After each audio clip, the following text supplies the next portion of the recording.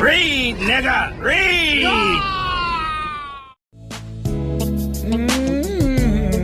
Come on, come on, come on. Here we go. Hell no, to the no, no, no. Hell to the no, hell to the no, to the no, no, no.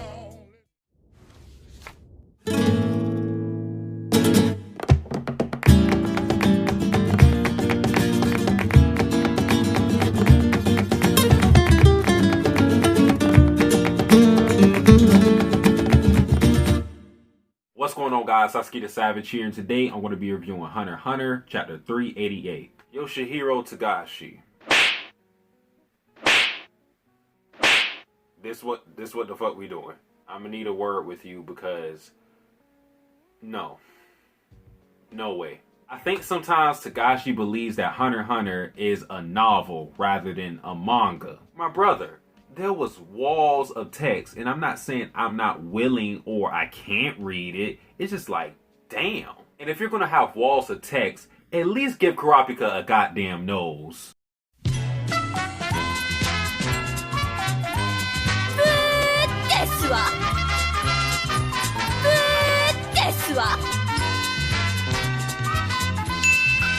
Congratulations, you won.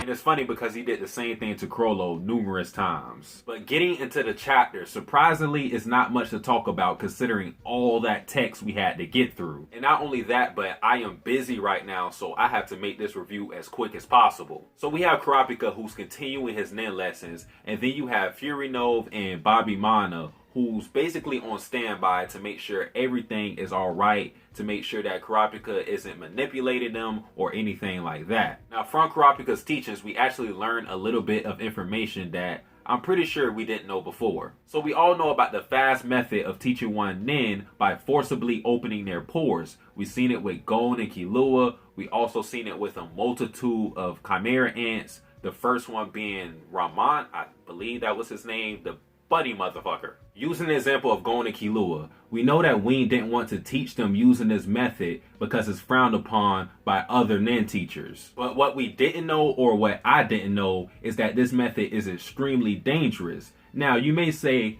well, yeah, of course it's dangerous because of what Ramont did with the other chimera ants, because he was punching them and then forcibly opening their pores. But Ramont's dumbass didn't know that he didn't have to physically punch them to open their pores. This whole time, I thought this method was just taboo among nin teachers. I didn't know it was dangerous. And not only that, it's not going to work if the person you're teaching is not at the right level that they need to be. So what Kurapika has to do to teach these people nin in the time he said is still Bill's ability, and then just give it to them, and then once they use it, of course, it's a one-time use thing, then they won't have the ability anymore, but they will be nin users. We also find out another nin ability from Bill, which is to basically grow plants or just living things, I'm assuming. And that's kind of interesting because if you read the latest chapter of One Piece, there was somebody with a devil fruit that had the ability to rot living things. So this is kind of interesting. And there are two risks with Kurapika teaching everybody nin with his steel chain ability. The first one is when he uses this ability on Bill, Bill is going to be in a state of Zetsu, or in a state similar to Zetsu. Second one is once Kurapika gives someone Bill's ability, then if they don't use it, Kurapika is going to stay in Emperor time. So things would get pretty wild if the person who got Bill's ability just kept it for themselves and did not use it. And what we can gather from all of this is that Kurapika is playing chess with Bobby Mana and Furinove. From what we've seen from Bobby Mana and Furinove, they're both intelligent and they're both observant. And Kurapika has fooled both of them into thinking that he's just a specialist. And like I said in my last review, they're right, but they're also wrong because we all know that Kurapika is a conjurer at heart. So this is going to cause a huge problem if Rihan ever tries to kill Kurapika. Speaking of Rihan, this motherfucker was the source of most of the text in this chapter. It was ridiculous. And through all that text,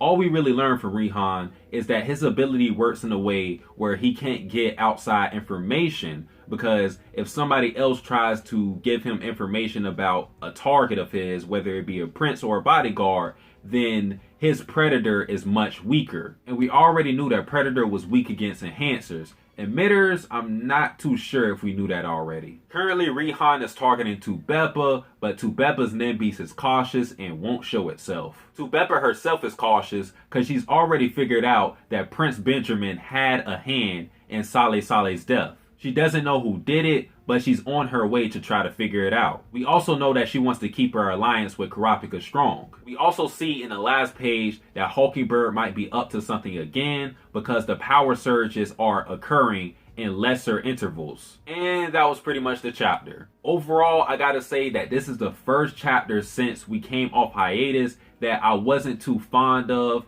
Yeah, we got some information about Rihan. We got a little bit of stuff with Kurapika and Tubeppa. But overall, this chapter was just, I don't think necessarily that this was a bad chapter, but mediocre is more like it. And I know that may seem harsh, but I gotta tell it how it is. But guys, that is it for this video. If you enjoyed this review, like, comment, subscribe. Satsuki the Savage, out.